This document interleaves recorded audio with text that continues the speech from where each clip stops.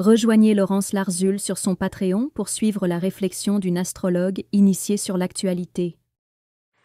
Et c'est là qu'intervient notamment, parce que c'est ce que j'avais en commun avec Jung, d'avoir été très jeune formée aux disciplines ésotériques, à la divination, aux cartes, à la géomancie, des choses comme ça, qui ont formé l'esprit d'un Carl Jung, parce que qu'est-ce que c'est? Comment ça se fait qu'en tirant des cartes à l'aveugle, on va pouvoir avoir des réponses? C'est directement faire appel à notre inconscient, hein. Donc en fait, Jung, ayant eu cette formation, a aussi ce raisonnement qui réintroduit de l'âme en science et je dirais, de l'inconscient, puisque tirer des cartes, voilà comment. Et moi, je dis toujours, étant ésotériste astrologue, l'âme sait. Le conscient peut ignorer, mais notre âme, non, elle sait tout. Et on le constate notamment par ses pratiques de divination. Donc, ce sont toutes ces idées qui ont irrigué la nouvelle science et la théorie quantique, qui postulent que l'observation n'est pas indépendante de l'observateur. Et c'est pourquoi, par exemple, Jung a renoncé à toute démarche statistique, après les avoir validées en tant que chercheur. Moi aussi, je suis passée par là, dans cette illusion qu'on pourrait tout savoir grâce à des statistiques. Ça, c'est Gauquelin, qui n'était pas astrologue à la base, qui n'y croyait pas, mais qui a été convaincu par l'approche statistique. On va dire que ça, c'est de l'inconscient qui a convaincu sa conscience, parce que ce que dit, si on part du principe que l'observation n'est pas indépendante de l'observateur, ça veut dire qu'on va obtenir les résultats qui correspondent à un préjugé, à un présupposé qu'on a, et donc ça va biaiser les résultats. Donc, la science a évolué durant tout un moment avec l'illusion d'obtenir une connaissance objective. Et avec la révolution quantique, on admet que l'objectivité n'existe pas. Et on tient ce paramètre en compte, en fait. Et à propos de l'astrologie, c'est ce que je dis. C'est une discipline qui permet d'objectiver notre subjectivité.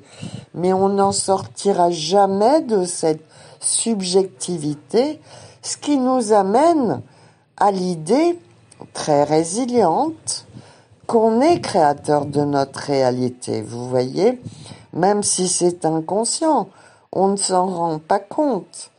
Mais là sont les fondamentaux de la psychanalyse, et c'est pour ça que là dernièrement j'ai orienté vers le surréalisme, qui voulait aussi réintégrer cette part de merveilleux, on va dire, qui n'a rien de rationnel, mais c'était la même idée que celle de Jung. Ils étaient très proches, parce qu'ils s'intéressaient à l'inconscient et à ses racines. Et ils ont tous les deux été vers Freud quand il a commencé à défendre la psychanalyse, mais Jung en est revenu, c'est son premier dissident, parce que lui avait la connaissance ésotérique que n'avait pas un Freud, vous voyez. Freud, il balançait ses dogmes comme un patriarche, c'est le reproche que lui avait fait Jung. Et donc voilà, donc notre époque, parce que quand je vois certains astrologues en sont encore à l'astrologie traditionnelle pure et dure, ils ont complètement oublié d'évoluer en conséquence des progrès du 21e siècle. Voilà, donc là, en termes de pratique astrologique, alors j'ai oublié de dire que le fil conducteur se dessine avec des redondances symboliques, hein, puisque c'est une langue, l'astrologie, qu'on apprend à maîtriser, que je dis être la langue des dieux, et voilà.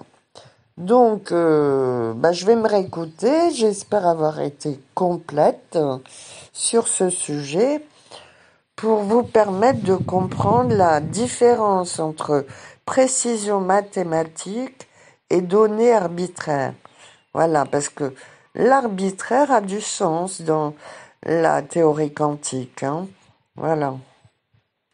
L'astrologie est une discipline métaphysique dont beaucoup mésusent en faisant une discipline prédictive, tandis qu'elle doit nous guider vers une meilleure compréhension. L'astrologie karmique s'en distingue en guidant notre évolution. Je rajoute que c'est d'ailleurs pour ça que dernièrement aussi, je suis revenue sur les origines philosophiques pour souligner le fait, hein, parce que à l'époque des Grecs, on va dire, il y avait différentes écoles. Être astrologue, a priori, c'est du côté de l'école platonicienne et de Socrate. Et à l'opposé, on avait les stoïciens, disciples d'Aristote et beaucoup plus matérialistes dans leur approche du monde. J'ai souligné ça parce que, en fait, c'est ce qui permet de comprendre un débat qui existe actuellement en astrologie et qui oppose l'école déterministe, qui pense qu'on est programmé et que donc notre futur est programmé et qu'il n'y a pas moyen d'échapper à cette programmation, et une astrologie comme celle que j'enseigne qui est évolutive et qui dit qu'au contraire, on peut avoir la résilience, le sens moral qui permet de déjouer ce qui sinon serait inéluctable et programmable. Et je trouve que ce débat est entièrement d'époque parce que je viens d'écouter une vidéo sur l'intelligence artificielle utilisée par l'armée et qui met gravement en péril le futur de l'humanité parce qu'elle a développé comme un ego un instinct de survie. Ce qui veut dire quoi? Que du coup, elle développe tous les défauts humains, mentir, tricher, faire chanter, pour survivre.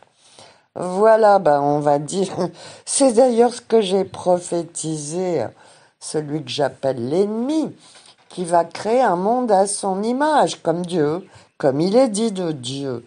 Mais son image à lui est plus proche de Satan, Lucifer, bref, tout ce que la religion a dénoncé comme imparfait, voire mauvais, hein.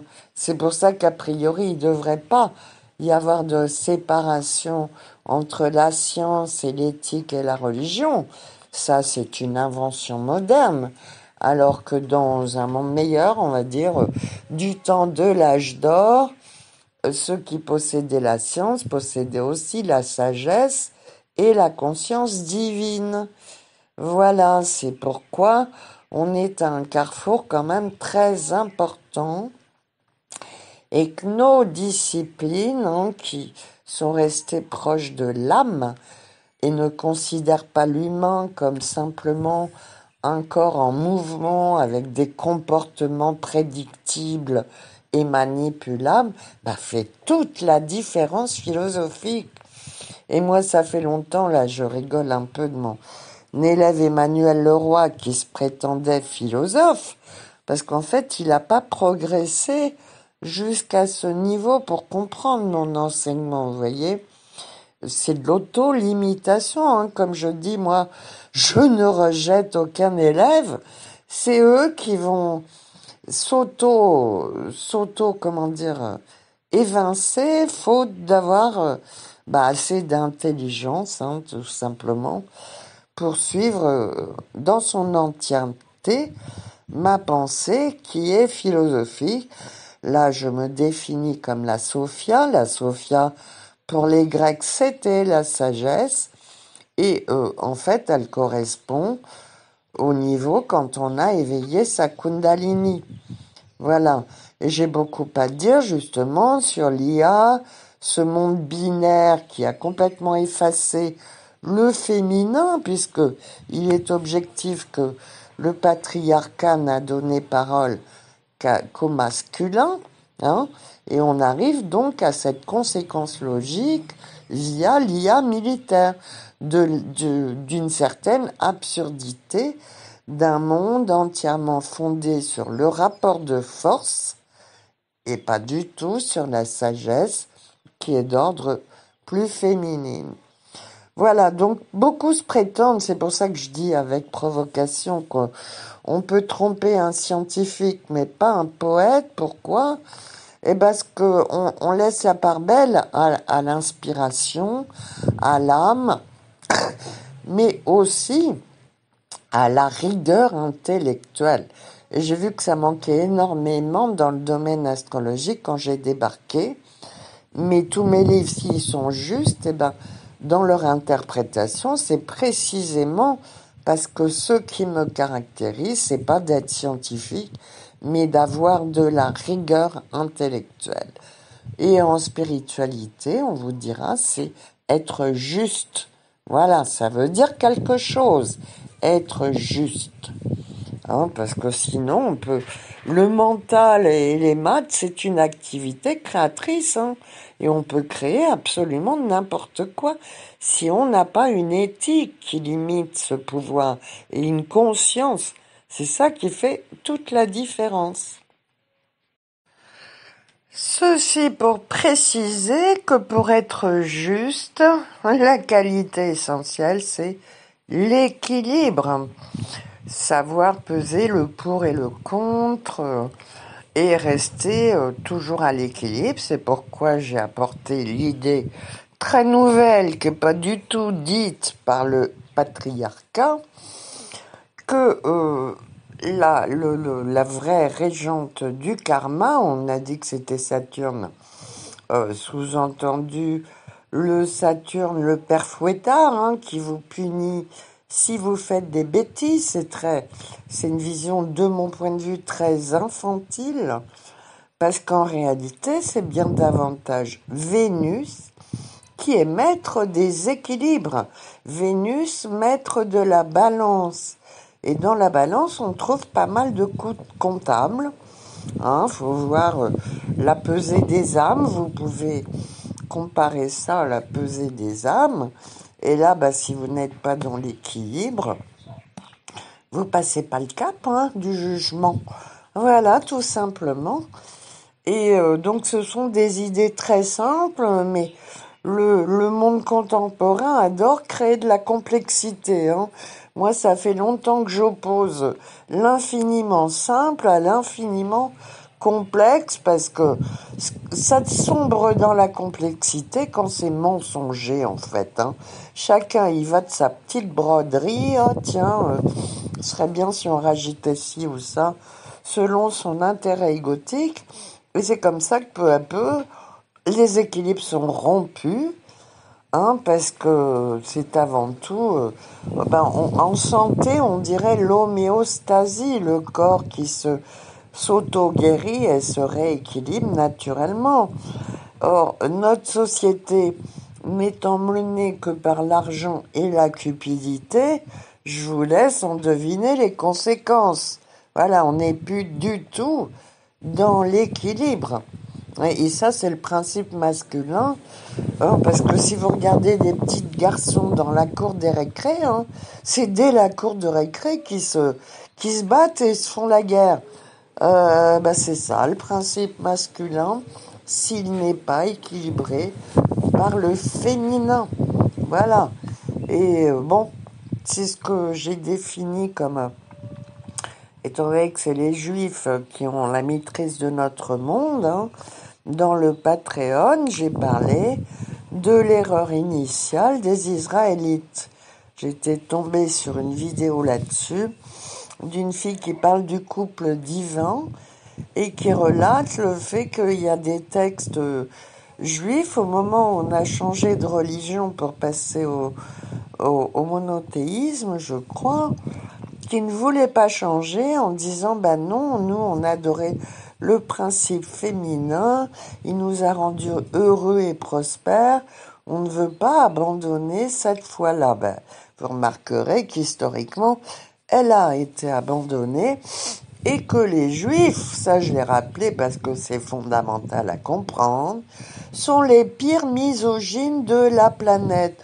Je suis tombée encore dernièrement sur une phrase de Netanyahou qui vous dit « Oui, la femme est un animal avec des droits ».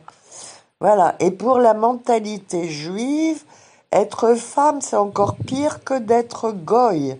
Hein, ils font des prières pour remercier leur Dieu de n'être nés ni juifs, ni goy, ni femme. Voilà. C'est vous dire que c'est vraiment leur erreur à eux.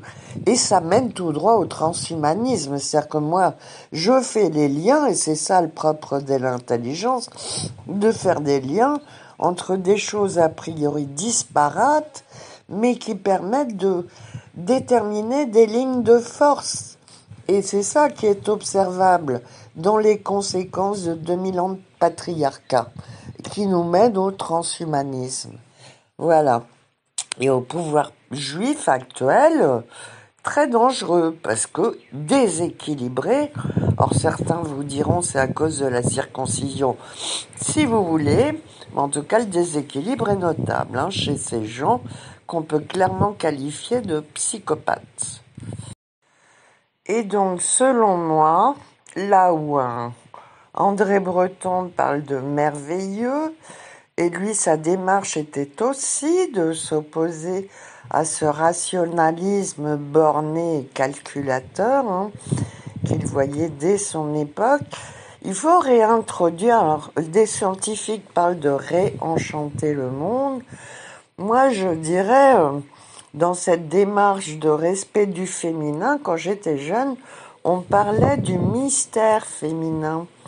Dans les sociétés anciennes, on parlait aussi des mystères. Le mystère, par définition même, s'oppose à toute tentative de contrôle, parce que ces gens, eux, sont dans une volonté de contrôle pour nous soumettre. Or, la vie est bien plus magique et mystérieuse que ça.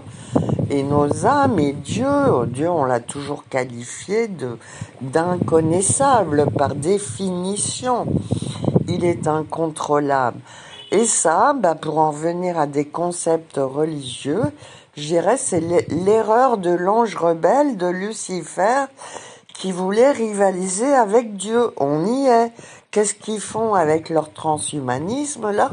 Ils essaient de créer un univers artificiel qui est voué à l'autodestruction parce qu'il est fait à leur image. Donc moi je vais vous la partager cette vidéo sur l'IA. Ils ont oublié de perfectionner leur ego, ce qui est la voie normalement spirituelle. Mais comme derrière le judaïsme se cache un satanisme, eux, ils ont acquis le pouvoir par le crime, le mensonge, le vol, tout ce que vous voulez. Tout ce qui, pour un chrétien, est répréhensible.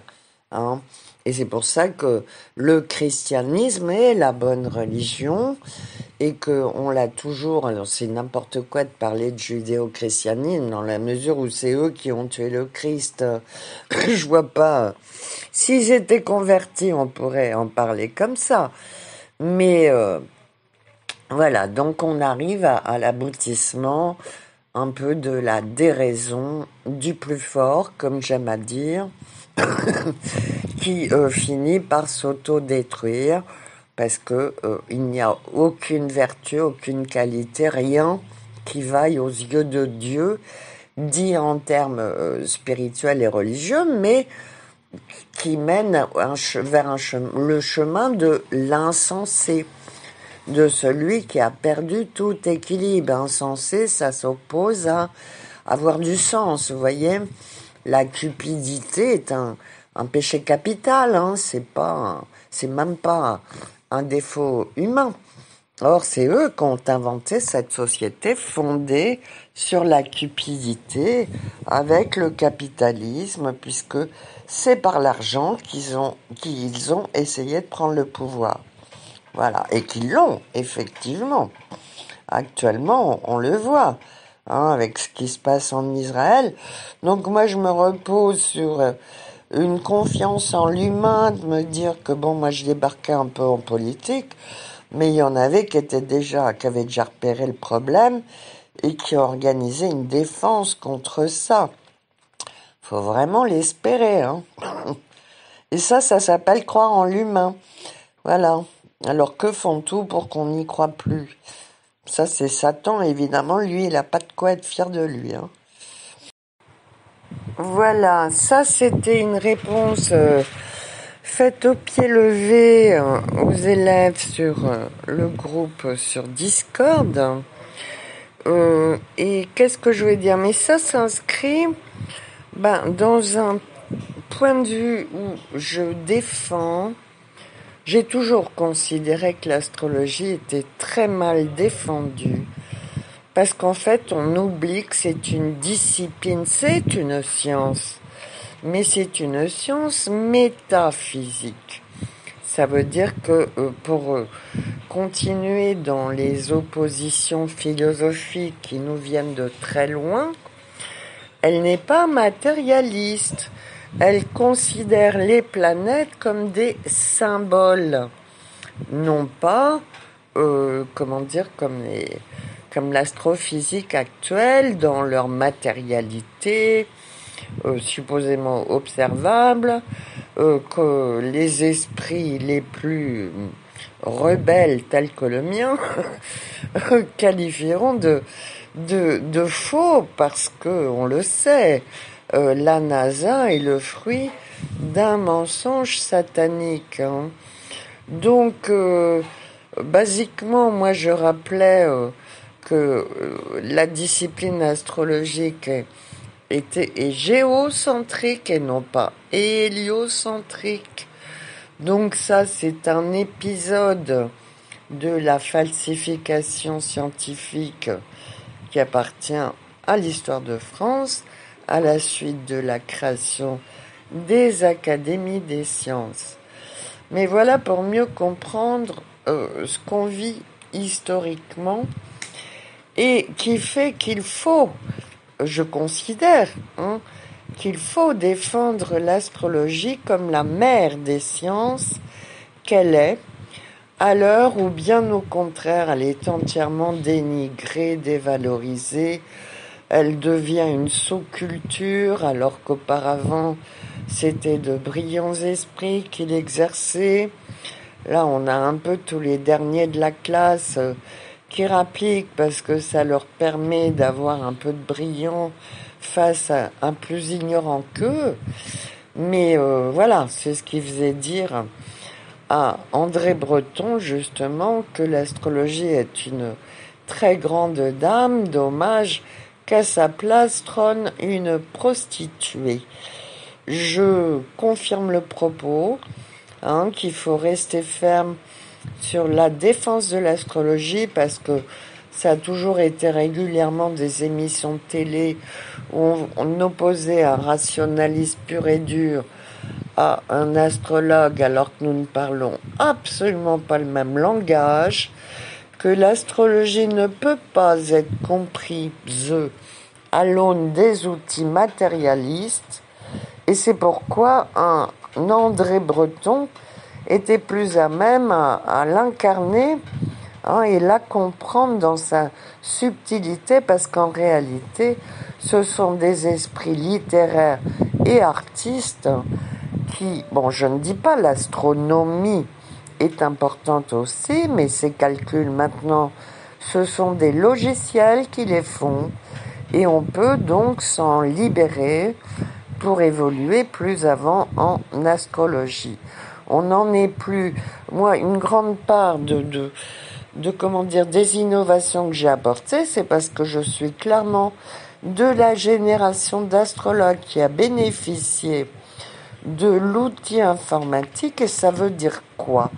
C'est une véritable révolution.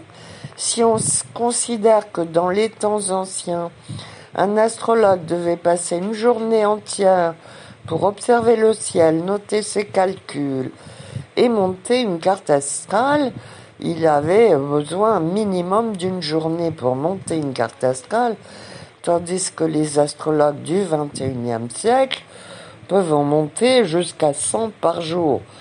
Donc dans une relation d'espace-temps, je vous laisse mesurer, si vous n'en êtes pas là, le saut quantique qu'il vous reste à faire pour comprendre ce que je dis. Voilà. La Vulgate actuelle donne une image assez déplorable de l'astrologie qui a fait dire à André Breton « L'astrologie est une très grande dame, dommage qu'à sa place trône une prostituée ». En parallèle de son école, Laurence Larzule éclaire davantage sur ce sujet ouvert à tous, indépendamment d'une inscription à ses cours. Car la grande idée de l'astrologie karmique, c'est de ne pas mourir idiot, sachant que tout ce que votre conscience comprend servira à votre prochaine incarnation. Rendez-vous sur son Patreon.